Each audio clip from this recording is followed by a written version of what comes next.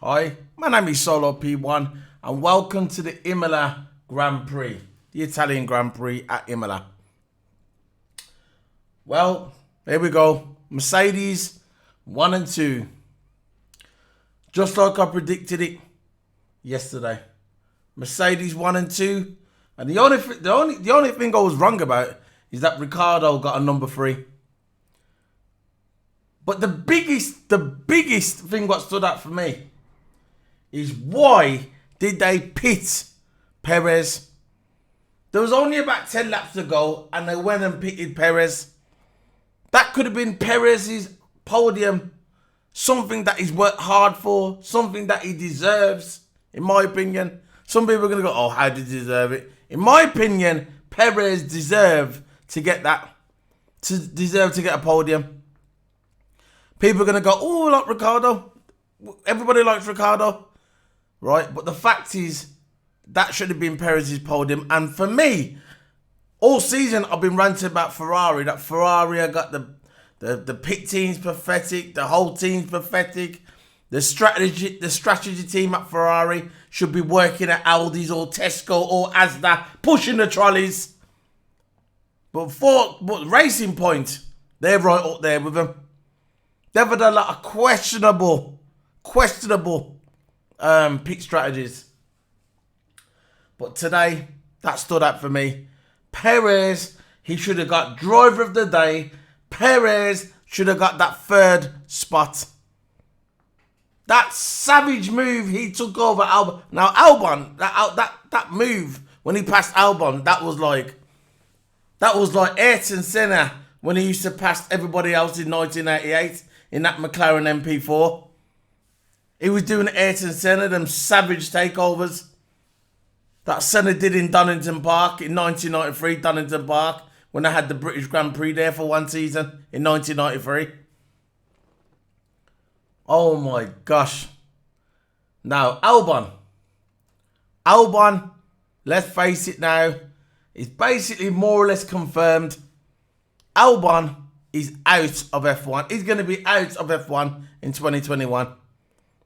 There was interviewing Christian Horner on Sky. He had nowhere to go. As soon as they mentioned Albon, Christian Horner put his face to the ground. That's basically saying, Albon, you've had your chance, you're out. Albon even had the balls to come out in his interview and say, oh, somebody hit him. Somebody hit him. Ted Kravitz, the best guy on Sky Sports F1, by the way, in my opinion, Ted Kravitz. Ted Kravitz come out and said, no, sorry, nobody hit you, Albon. You spun on your own. Oh, really? Somebody told me that somebody told me in the back that somebody hit him. They was probably saying that to him in the car so he didn't start crying and stop his car and call for his mum to come and wipe his tears. That's probably why they said somebody hit his car to try and comfort the blow. But the fact is, Albon spun his car. Albon should not even be in that Red Bull seat. I've said this week in, week out, and I'm going to say it again. He should not be in that Red Bull seat. We all know now that Pierre Gasly is not going to be in that seat. He's confirmed now for next F1 season to be at the Toro Rosso. Where we got Toro Rosso. He's going to be there next season. He's not going to be at Red Bull. So the only 2 candidates are coming to mind. And for me, I'm still sticking with Perez. I'm not saying Nico Hülkenberg is not a good driver. Nico Hülkenberg is a brilliant driver. And he deserves a spot in Formula 1. For me, I wouldn't have took Nico Hülkenberg out of Formula 1. I would have kept him in there. But in my opinion, it's going to be, for me, the favourite has to be Perez. Even though he didn't get 3rd spot, that weren't out of his, that was because of the dog shit pit strategy. What caused him not to get 3rd place? Shouldn't have pitted, by the way. Shouldn't have pitted. I should have labelled this video, Perez shouldn't have pitted. That's what I should have labelled this video. I should have just labelled it F1 2020. Yeah. I should have labelled it F1 2020. Perez shouldn't have pitted. And that weren't his fault. I think it was the pit strategy team Whoever was in the back on the radio saying, come on, pit now, pit now. Perez should have just come out to his pit team and said, you know what? I'm not pitting. He should have done the Hamilton. He should have said the Hamilton when Hamilton speaks to beat Bonington. He says, nah, I ain't coming in now. I've got a few more laps left. I can still go. Perez should have come out to his team and said, you know what? I ain't pitting. He's leaving the team anyway. He's got nothing to lose. He should have said, no, I ain't pitting. I can go on a bit longer. You want a podium? This is it. Because Lance Stroll ain't going to get you a podium. He's surely not going to get you a podium. He's had more sick days off this season than anybody I know at work. So he must be thinking, you know what? I've got nothing to lose. I'm out the team by the end of the season anyway, because we all know Lance Stroll ain't going anywhere. Because his dad owns half of the team or quarter of the team or whatever. He's got a piece of the team, which is going to be Aston Martin next year. I would have said, you know what? I'm going on a bit longer. Why not? I got nothing to lose. Because after, if you would have got the podium, then they would have come up to me. Because you know what, Perez? Good decision. Good decision. But Perez seems like he's a nice guy. He does everything what he's told. He came into the pits and that was a big mistake. If he wanted the pit, he should have waited to see who was behind him. Like he had Ricciardo behind him. He had all these guys behind him. And if they would have pitted, then yeah, go pit. But at the end of the day, he shouldn't have pitted. He said at the end of the race, he said he still had some left. He still had grip left. Why did you pit? You're right in that car, not them. You got nothing to lose. You're out the door by the end of the season. It's confirmed. So if you would have got a podium today, that would have basically, he would have signed that contract with Red Bull. Go, yep, that's my contract sorted. I still think he's going to Red Bull because Red Bull's going to look at his data. He's going to analyse his race, the way he was taking over people, the way he got himself in that position. And everyone must be thinking, you know what? It wasn't his fault. We're going to take Perez anyway.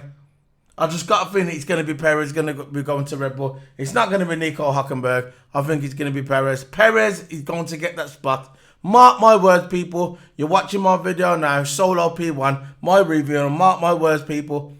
Perez is going to be in that seat next season. I know it's between Perez and Hülkenberg, but Perez for me is going to get it. So today, Lewis Hamilton, Mercedes made history again.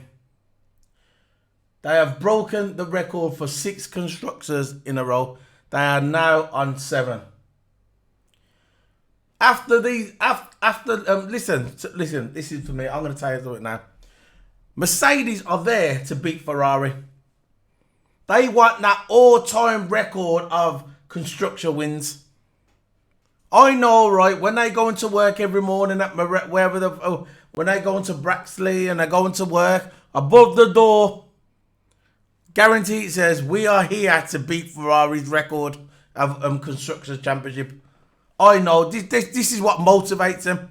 They want to be the greatest team in F1 history. They are the greatest team in F1, to me they are. And to a lot of fans out there, millions and millions of fans all around the world. Right? They've got 7 constructors in a row. That's never, ever been done before. Ferrari got 6, they've got 7. So there's another record they've broke. They've got another record for the most 1 and 2 lockouts. They've got the record for the most points led. So all these records that Ferrari got in the past, just like Schumacher had with race wins, and just like Schumacher had with the championships, they're all tumbling. And I think the only thing that when they go into work every morning, what motivates them is to think, you know what, we've got the best car, we could continue to get the best car. And then when they go into work every morning, above the door, they say, you know what, we have to beat Ferrari. We are here to work to beat Ferrari's record in Formula 1. That is their mission. And that's what motivates them. Because Toto let it slip today. He said, look, we've got signs all over the factory saying what motivates us. We've got to do this. We've got to beat that. The main sign, guaranteed, the main sign when they're going to work and they go into the factory, above the factory, it says, we are here to beat Ferrari's record of championships. And that's what they're there for. And do I think they're going to do it? Yes. Do I think they're going to continue the run in 2022? Yes. Do I think they're going to win the title next year to make it 8 constructors? Yes. Do I think Lewis Hamilton's going to win the title next year to make it 8 world titles? Yes.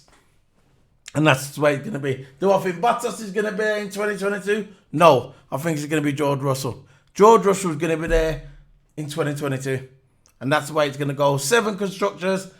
Hamilton's going to win the title next year. All he's got to do is outscore Bottas by The only way Bottas can keep the fight going, we all know it's over. Bottas has basically said it's over. It's over. To me, it's been over since Silverstone. As soon as Hamilton got that 30+ gap, it was 35 to 38 points. It was over, in my opinion. Then Bottas can come out and say he's confident. Maybe he is, but to me, it was over then. And yeah, so if Lewis gets, basically, I'll make it simple for you guys. If Lewis gets first or second, he's won the title, and that's it. He won the he'll be a 7-time world champion, equal Michael Schumacher's 7 world titles, and he's also equaled Michael Schumacher's record for, I think it's 72 race wins at a single constructor. Schumacher done it with Ferrari, Hamilton's done it with Mercedes. So yeah, that's it. That was the Grand Prix. It started off boring.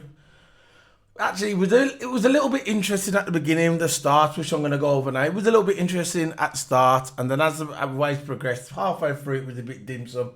And towards the end of the race, it started to get a little bit better. So I'm going to get straight onto the race day. Race day, as soon as it started, in front, Max took over Lewis, which I was not expecting. Lewis Hamilton had a disastrous start.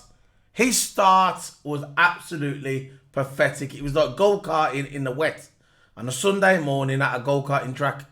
It was like going back to when you just wheel spin the go-kart. Lewis Hamilton nearly lost positions to 5th and 6th. Even Charles Leclerc was trying to have a little go. Sainz was trying to have a little go at Hamilton at the beginning.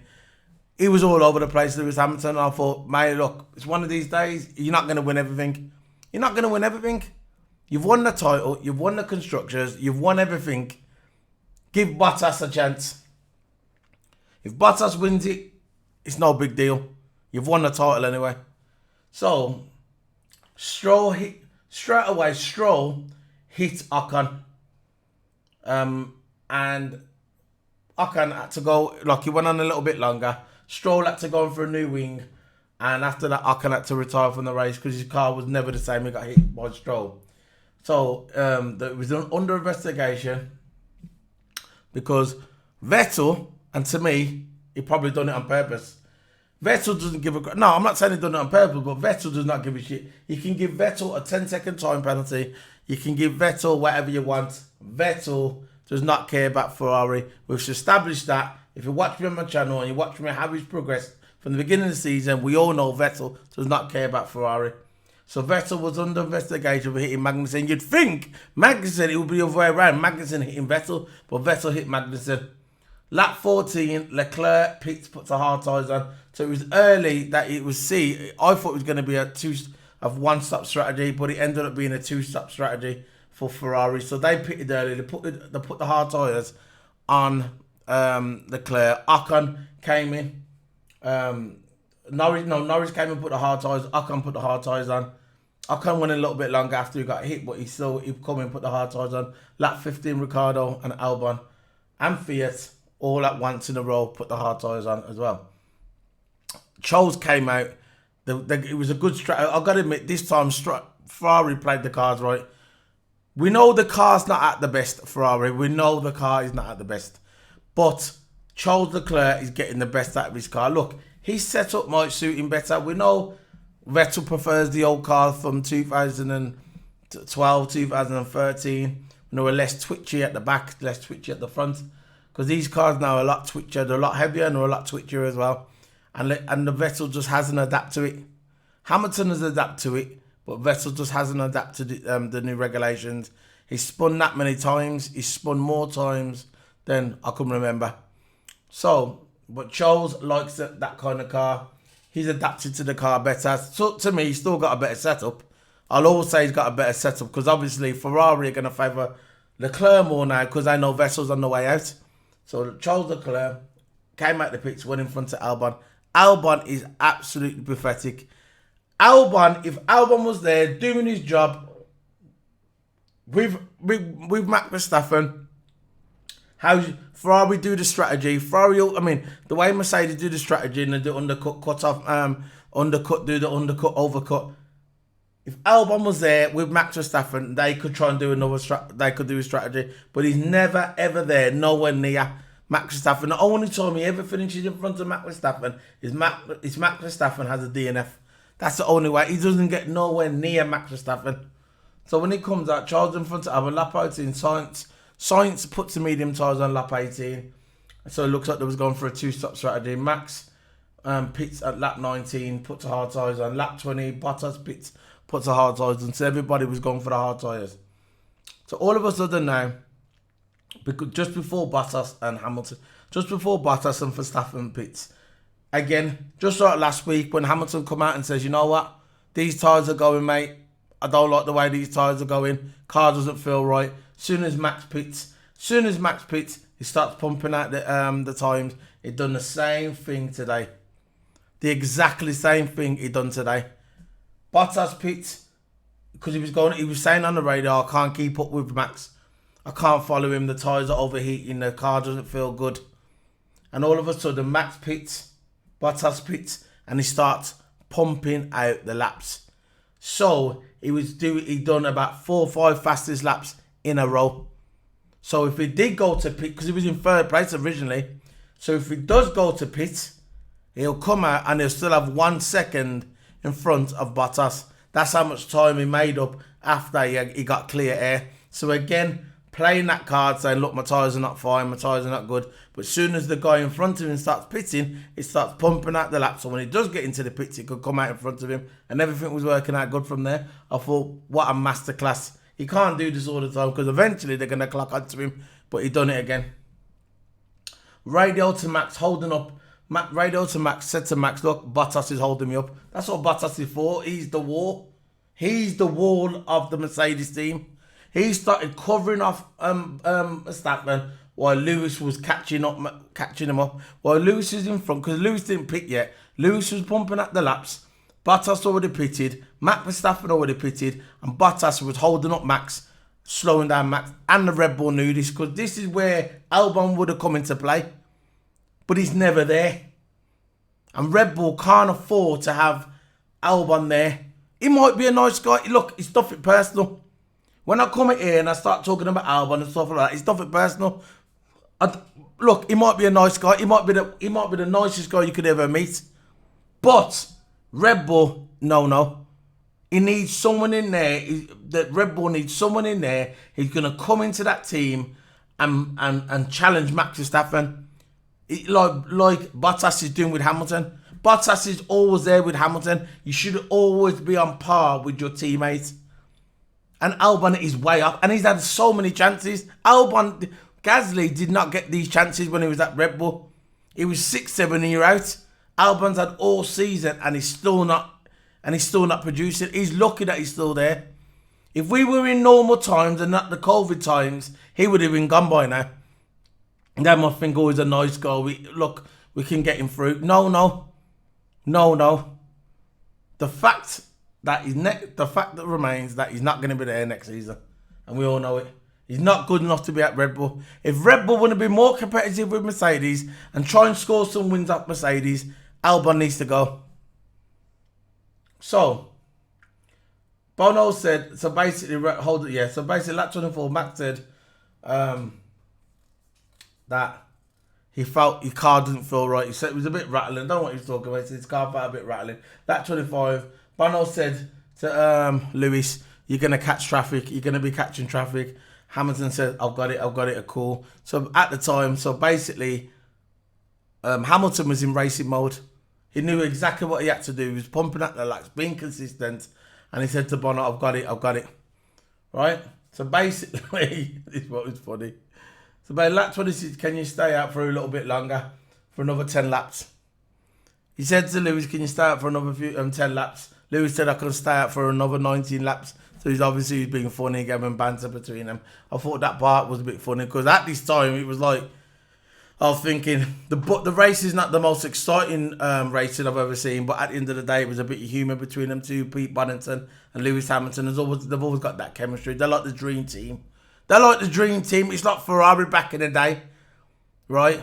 You had Tosh, the little Frenchman. You had flipping Michael Schumacher, and you had Ross Brawn, the free dream team. This one, you got Pete Bonington, you got Lewis Hamilton, and then you've got Bono. They're the free dream team for this is like what Ferrari had back in the day. The dream team. So, Magnussen got ticked off by Charles and Albon. Magnussen, for some reason, he was like when it got to lap 29, Magnussen was just slowing up. I don't know what was going on with his car. I do not know what was going on with his car, but he was losing time to Charles and Albon. Albon and Charles was gunning for Magnussen. They passed him, and that pass what Charles done on Magnussen was amazing. They done it in a section of the track where you're not supposed to be taking off. It was like going up the hills like a little angle. I forgot which corner it was now. But Charles passed him, and it was amazing. Albon passed him as well. Fair play to Albon. It was a good little pass. He was following Charles, so when he passed Magnussen, he went there for him, and it kind of worked. It was good. It was quite exciting. Lap 26. It was half second in front. It was a second in front of Bottas.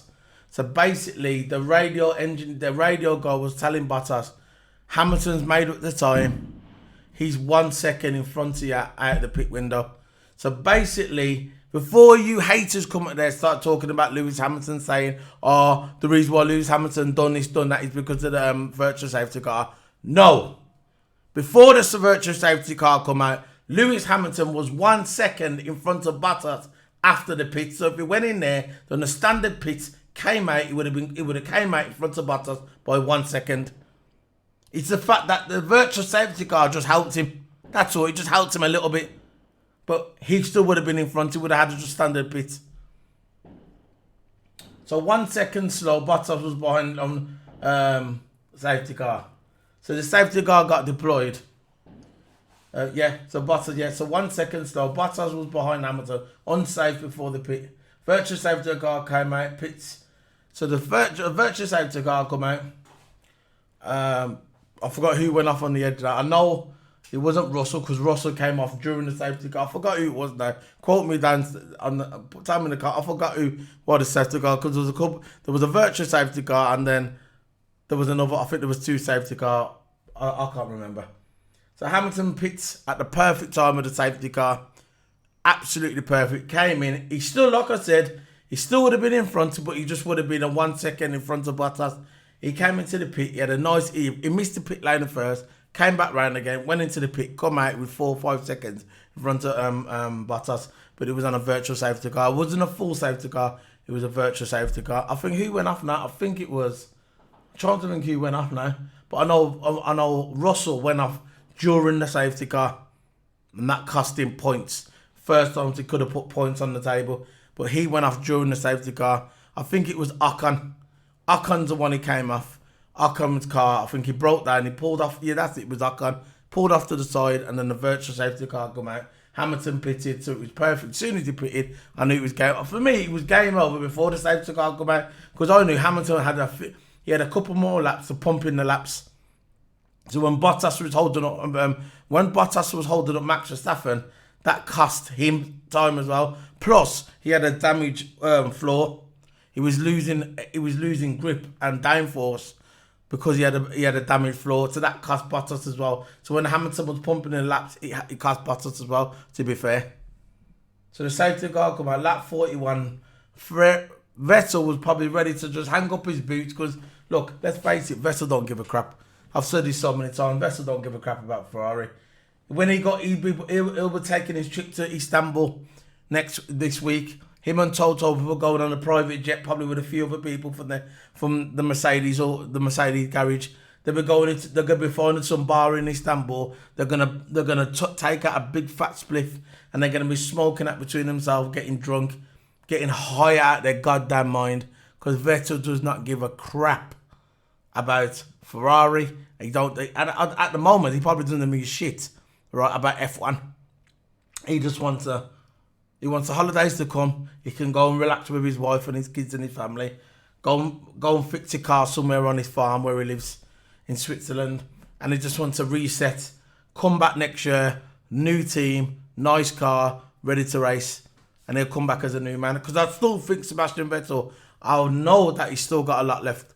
It's just a fact this thing with Ferrari is personal to him. Because he always wanted to go to Ferrari.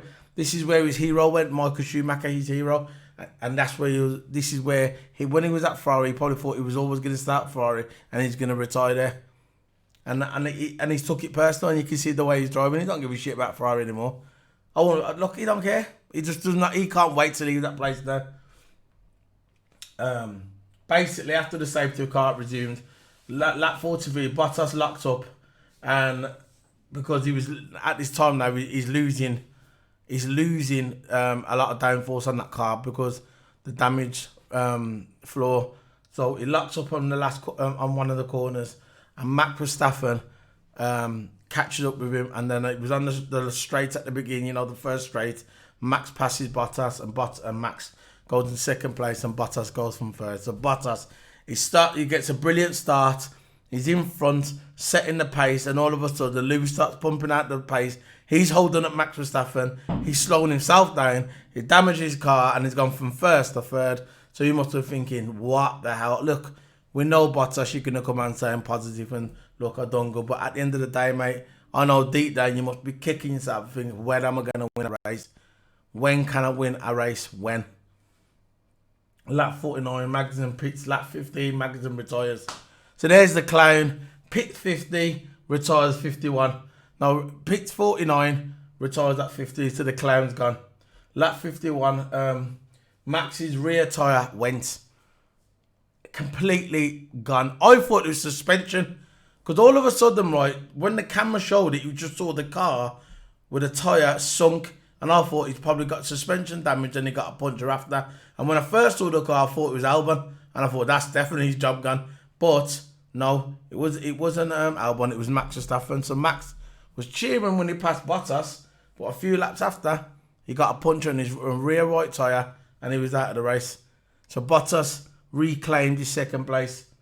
Safety car come out again. That's it. That's the second safety car. So Russell didn't damage his car. He didn't damage car in the first safety car.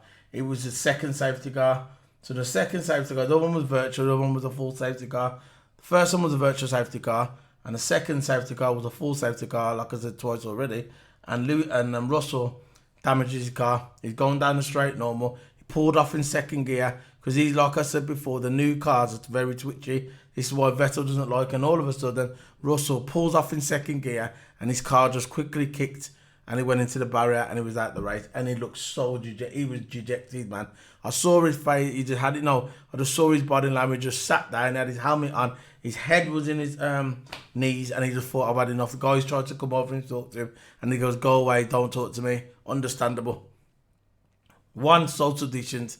Get the fuck away from me. Social distance is you stay over there and I'll stay over here. And he was sitting there chilling, waiting for someone to pick him up. He was just completely gone because this was the first time he could have scored points, and it was his fault. It was his own fault. Safety car ends at lap 57. Lap 58, Perez passes Albon, and then this to me was the move of.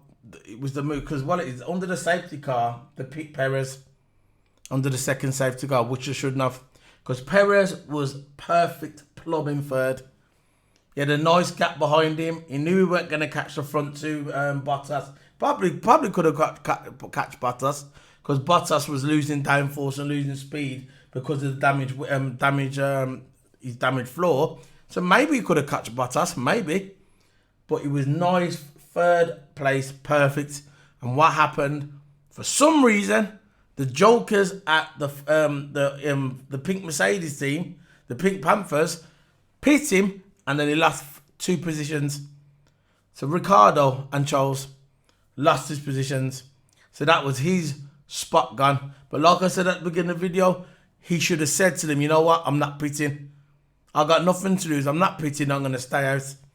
Because what he's gone anyway. He's not going to be at the team next season. And if he would have got the podium, it would have been all forgot about. They wouldn't have cared about the strategy. They would have just cared about getting the podium.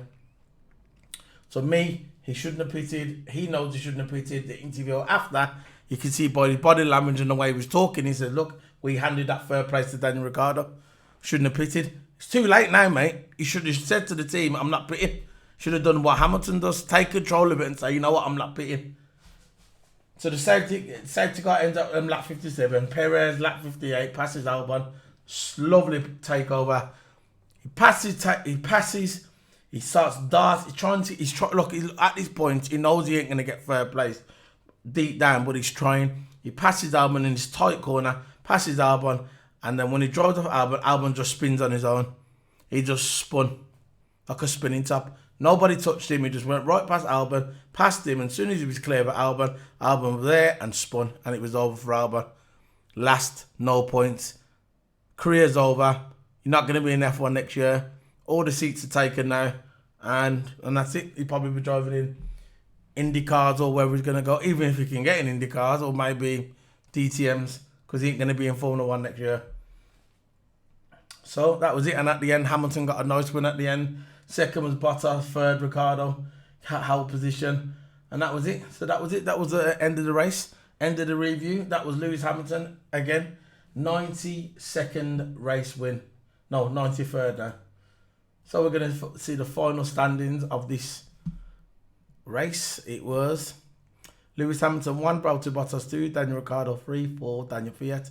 Very, to me, I would have probably gave the driver of the day to Daniel Kvyat maybe as well. Him or Perez. Or the 3 out of 3, it would have been Daniel Ricciardo. No, out of 3, it would have been Daniel Kvyat, Charles Leclerc, or Sergio Perez. They would have been my driver of the day. Out of them 3, I would have just gave it to all 3. 3 could get it, I would have gave it to them. 6th place, Sergio Perez. 7th place, Carlos Sainz. 8th place, Lando Norris. 9th place, Kimi Raikkonen. 10th place, Antonio Giovinazzi. 11th place, Nicholas Latifi. 12th place, Sebastian Vettel. 13th place, Lance Stroll. 14th place, Romain Grosjean. 15th place, Alexander Albon. And Russell didn't finish. Max Verstappen didn't finish. Kevin Magnussen didn't finish. Esteban Ocon didn't finish. And Pierre Gasly, again, I forgot to mention Pierre Gasly. That was during the race. He had to retire from the race. That was during the middle section of the race. He had to retire. Pierre Gasly. They told him there was an issue with the car. Power issue with the car. Electrical issue. He said you need to retire the car because it was terminal. So he was last. He didn't finish either. So let's see the standings of the constructors now. We've got world champions now. Officially named today. World champions Mercedes on the top. World champions with 479 points. Second, Red Bull with 226. They claim second. So you got third, fourth, and fifth. Only a point between them all. 1 point. So you got Renault on 135. Fourth place for McLaren on 134. And Racing Point with 134 in fifth place. Sixth place you got Ferrari with 103. Seventh place AlphaTauri with 89. Eighth place Alfa Romeo with 8 points. Ninth place Haas with 3 points, and Williams with no points at all. DHL fastest lap was Lewis Hamilton. DHL fastest lap was Lewis Hamilton.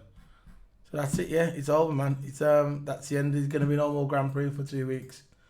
We got this footage here up on the Twitter. You can see there's a video there. Look, 7 in a row. Imola Grand Prix. You got all the people on there. What an achievement would have been. It wouldn't have been possible without your contribution, Lewis. Amazing job. See all the fans on the internet now, just, you know, giving them props. Congrats to the team, supporting you guys from South Africa. Soon it'll be 7 of these trophies.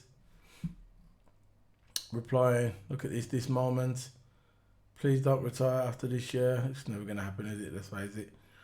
That foundation lap at the end gave me goosebumps. That formation lap, foundation. Soon to be WTCs 2.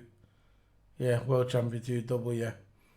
That'll be next week, 2 weeks time. Replying, he's the best ever retire. Best ever, never retire. Why does everybody think he's going to retire? He's not retiring, man. The guy's he's gonna sign a 3-year contract, trust me. Super proud of you. Lewis Hamilton wants 10 world titles. Not 8, he wants 10. He's going to get the 8 next year, should be. And after that, new regulations kick in, and I think Mercedes is still going to go ahead. They're way ahead. See, well, it is right. With Lewis, with Mercedes, because they've got the biggest budget, because they win it every year. And another thing, they always close out the title race early. So when they know that they've more or less won the title, they can start on the next car for the following year and the following year after that. It's already in development. But with the other guys, if they're still chasing to get second or third or fourth, they ain't got really time to work on the next car. Mercedes they've got that luxury because they win it because they lock out the championship very, very early. right? Even though they won it today, they locked it out. Oh, 2 months ago. 2 months ago, they can start working on next year and the year after's car. And this is why they've always got the advantage. So when the next season starts, it brings him in and says, yeah, we've already worked on it for ages, and analyse it, and they're more prepared. They're more prepared than anyone. This is what it is. They're prepared. And because they lock out, like I said, they lock out the season early, and they're more prepared for the following season. And that's why they continue to do it. It will be 1, 2, 3, 4, 5, 6, 7, 8. Yeah, of course. So you can see all the fans there giving Mercedes props. So now we're going to go onto the website. We're going to get the last 3 interviews of the top 3. We have Daniel Ricciardo sharing a shoey with Hamilton. And also, yeah, Hamilton said he was never going to have a shoey. Remember that a couple of years ago? He said, no, never going to have a shoey from the juice from the foot. That's exactly what he said. He had one today. Funny that. Daniel Ricciardo sharing a shoey with Hamilton was majestic.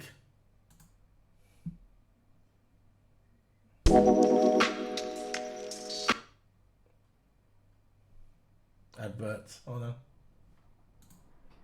Daniel, what's going on? I'm slightly disappointed because you've got your boots on. Does that mean you didn't do a shoey again? I did. Oh, you did? I just put them back on. Oh. I normally keep it off, but actually this is very much news for you. Okay. I took my right shoe off, poured it, was about to salute the mechanics, and I heard Mr. Hamilton asking me to take my left shoe off. He also drank out of my shoe today. Ooh. He did. Everyone else probably knows this by now, but sorry, Lawrence, you do not. No. So there you go. So we shared one today. It was majestic. And fun fact for everyone: I think it was 3 years ago on the podium. He said he will never ever drink out of my shoe. And 2020, strange things are happening. So that must be your biggest win then, surely. Well, after that, I was very adamant that I would get him to do it one day, and here we go. So didn't forget. Very happy. The champagne is colder these days. I don't know if it's because we're approaching winter and it's cooler outside, but it does make the shoe experience slightly more tolerable. And on today, Daniel, you're making a bit of habit of this, aren't you? It's 2 and 3 races. It's pretty crazy. Obviously, it was, we were pretty settled in 5th. That was our pace today. Leclerc hung with me, but I felt like I was, quick enough to manage kind of that gap to him. But Perez was quicker. He was the 4th best car today. But then obviously Max had the issue, and then Perez pitted under safety car, and I was quite surprised with that. So I was, obviously I wanted to go out fighting at the end, and if he came back through and passed us, so be it. That was the position we were in, so I felt it was definitely worth the risk, and it paid off. Yeah, it sure did. Perez should have never ever pitted. He should have stayed out. So we're going to have, where's Bottas? Have we got Bottas? Here we go. He goes, it's an amazing achievement. 7th Mercedes win. Hey, Valtteri, you did everything right in the first end of the race, and then things just didn't go your way after that. Yeah, I think another unlucky race for me, with the debris I got on lap 2. Apparently it was like 50 points of downforce, which in lap time is quite a big thing. So what can I do? I was really under pressure from Max at one point, and I just couldn't go fast enough to defend. And yeah, not my day. On the constructor side of things, congratulations to the team. Must be very satisfying to wrap that up again. Sorry, I couldn't hear a thing. On the constructors side of things, congratulations on the championship. It must be very satisfying that you guys have wrapped it up so early again. Yeah, it's amazing achievement. I think, we're happy for it, but I think nobody yet realizes what we have done. So I think we need to let it sink a bit and then enjoy it. But it is incredible. See, just like I said, because Mercedes always lock out the season early, it gives them more time to work on the next year's and the year after's car. And that's the advantage they've always got. And this is why they always continue to win year in, year out. And they said there's a few experts have said that as well. It's true. So we're going to have Lewis Hamilton. And then after that, we're going to have Toto Wolff as well. So Lewis Hamilton, so proud of Mercedes Constructors title. It should be.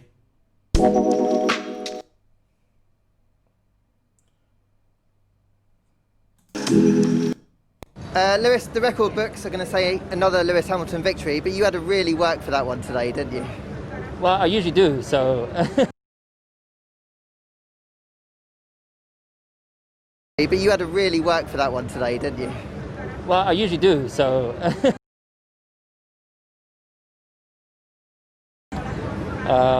So I expected nothing less, but today didn't start out as how I'd planned. I don't know what happened at the start, but I got a pretty poor start, and then couldn't get. Then my second opportunity was to try and overtake, to get myself closer to Valtteri, and I couldn't overtake Max. And then Max, then I was struggling with the tires, and then just because I was overheating behind Max. And then he came in, and I was like, okay, I've got to try and close this gap with Valtteri. And then he came in, I was like, okay, now I need to. This is the only way I'm gonna make this work is if I offset the strategy as far as I can. So I was putting in some really great laps, but I'm just so proud of the guys here. I'm proud of the guys back at the factory. It's such a privilege to be a part of this team and work with these guys, and has enabled me to live to my full potential. So I'm really grateful to them. This team, you took a chance on them. A lot of people have taken a chance on them. Just a little bit more about how proud you are of them. Yeah, just when I joined the team, I had the utmost belief that this was the place to be, and it wasn't like I took the risk and it was a lucky coincidence. The guys, we really worked hard to figure out where we wanted to go, figure out what the limitations are, and no shortcuts were taken. It was just, every year, even though we've won multiple championships, every year we continue to do the same with the same approach. And I believe, if we could continue for a long time if we wanted to. And there'll be multiple obstacles ahead, but I'm definitely looking forward to that. So that's basically saying he's going to stop. So we've got that he's not going to stop, he's going to continue. So we're going to, Toto Wolff's just happy with the silver Mercedes Constructors title. Yeah, the bank balance is happy as well, Toto. The bank balance is happy as well, Toto. Toto, an amazing achievement, another Constructors' Championship. I know it probably hasn't sunk in yet, but can you just describe your emotions?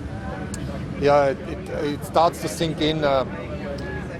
I'm just so happy and proud to be part of this team. You can see, everybody back at Stuttgart who was supporting us over all these years, and it's no cliche. All the people that have contributed, the drivers that are so happy about the team's success. Yeah, overall a very good afternoon. For Lewis, he seems to just find a way to win, doesn't he? Yeah, he's unbelievable, and today his driving was exceptional. Valtteri was a bit unlucky to have picked up what looked like half the rear wing from a Ferrari, but it is what it is, and at the moment it's the Constructor Championship that counts, and that is great. And what can you do to Valtteri to kind of just pick him up? Because he's driving so strongly, isn't it? It's just not always going his way. But he never gives up. I don't think that this is gonna be a throwback for him affect him mentally. There is no such thing. He's a Finn and he's resilient.